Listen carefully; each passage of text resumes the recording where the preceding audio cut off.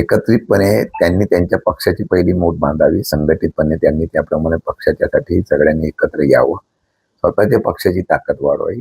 मला वाटतं की आमच्या पक्षाच्या बाबतीमधला निर्णय हे आम्ही घेतो.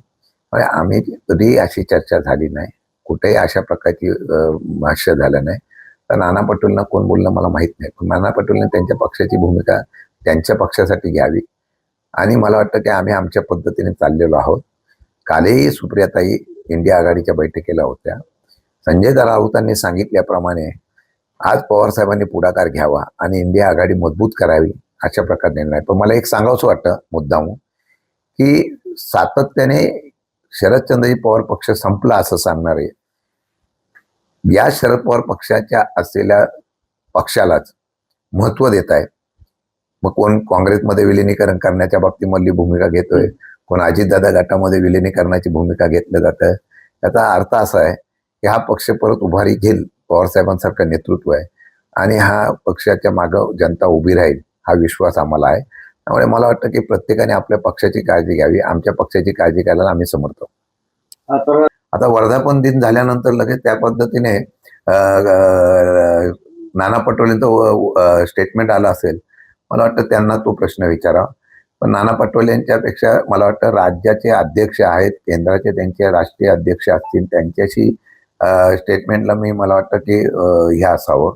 मला वाटतं आम्ही हर्षवर्धन सकपाळ भेटलो, पण अशी विलीकरणाची कधी चर्चा झालेली नाही. असो, नाना पटोलेंनी काय स्टेटमेंट केलं त्यांना माहिती.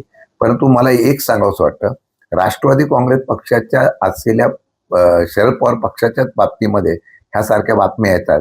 याचा अर्थ असा आहे की पवार साहेबांच्या माध्यमातून येणाऱ्या काळामध्ये 100% हा पक्ष जोमाने उभा राहील आणि त्याप्रमाणे मला वाटतं की आज कुठल्याही प्रकारची तशी चर्चा नाही आणि तशा प्रकारचा कुठलाही प्रस्ताव नाही आहे. त्याप्रमाणे आघाडी म्हणून आम्ही सगळेजण हसत खेळत काम करतोय आणि येणाऱ्या काळामध्ये एकत्रितपणे आम्ही या असलेल्या केंद्राच्या विरोधामध्ये काम करण्याची भूमिका आम्ही घेणार आहोत.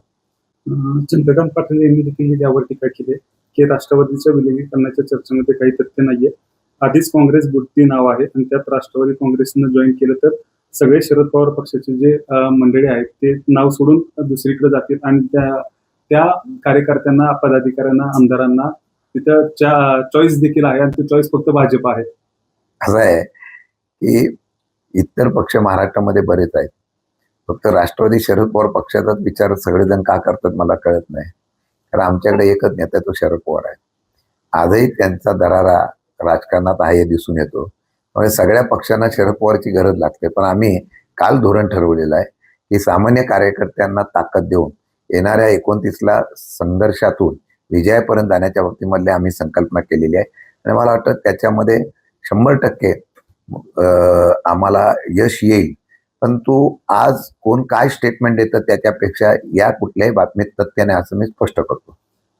यावर संजय राऊत देखील त्यांनी त्यावर टीका केली. काँग्रेसमधून बाहेर पडलेल्या प्रत्येक पक्षाला नेतृत्व आहे. शरद पवार, ममता बॅनर्जी, KCR आहेत. माझं मत आहे की शरद पवारांनी याचा पुढाकार घ्यावा, कारण देशात काँग्रेस मजबूत झाली तर आमच्यासारखे प्रादेशिक पक्ष देखील मजबूत होतील. आपण या गोष्टीला शरद पवारांनी पुढाकार घेऊन विलीनीकरणाच्या चर्चेवर बोलावं. संजय राऊतांनी आमच्या पक्षाच्या बाबतीमध्ये भूमिका मांडली असेल तो संजय राऊतांनी त्यांच्या पक्षाच्या असलेल्या विचाराच्या संदर्भातून चर्चा करावी.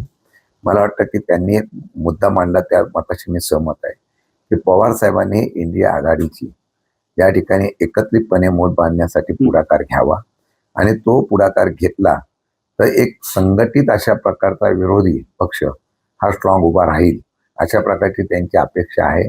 मला वाटतं की त्या बाबतीमध्ये 100% पवार साहेबांनी पुढाकार घ्यावा आणि इंडिया आघाडी मजबूत करण्याच्या संदर्भातला निर्णय घेतला.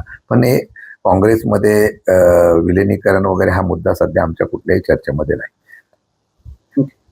राज ठाकरे मनसे स्वतंत्र पक्ष आहे. शिंदेगड आणि अजित पवार पक्ष हा अमित शहांच्या ठेवलेल्या कंपन्या आहे असा आरोप देखील यावेळी त्यांनी राऊतांनी केलाय.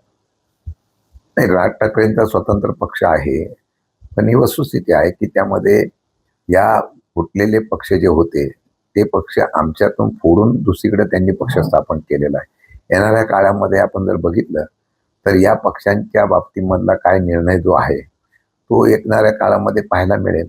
कारण आदरणीय स्वर्गवासी अजितदादा गेल्यानंतर बऱ्याच चर्चा पक्षाच्या माध्यमातून त्या होत आहेत. मी त्याच्यावर भाष्य करणार नाही. परंतु मला वाटतं की लोकांमध्ये ज्यावेळेला एक सुप्त इच्छा विरोधाची आहे, जी आपण वेळोवेळी महाराष्ट्रात देशामध्ये सध्याच्या परिस्थितीत बघतोय. येणाऱ्या काळामध्ये आम्ही एकत्रितपणे जर व्यवस्थितपणे लढाई उभी केली, संघटितपणे केली, तर मला वाटतं चांगल्या प्रकारचं चित्र महाराष्ट्रात आणि देशात पाहायला मिळेल.